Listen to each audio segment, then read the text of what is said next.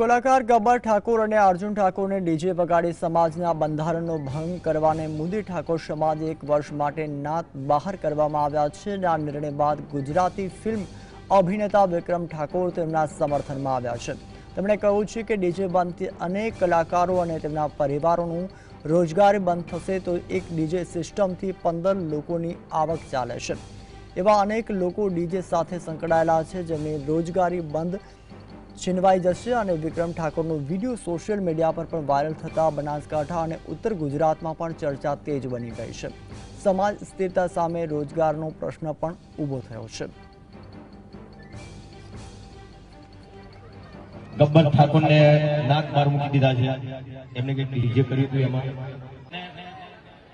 જે આગેવાનો બંધારણ કર્યું એ લોકોને ખબર નહીં ડીજે એટલે હું ખબર છે કમલેશભાઈ?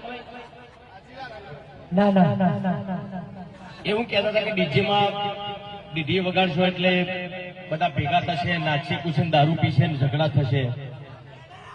એવું જરૂરી નહીં કોઈ ઢોલ વગાડતો કોઈ દારૂ પીનારો પીવાનું જ છે, ઝઘડા કરનારો ઝઘડો કરવાનો જ છે। ડીજે બંધ થવાથી સમાજમાં સુધારો આવશે એ વસ્તુ ખોટી છે ને આપણા બાજુ ડીજે બંધ નહીં થવાનું।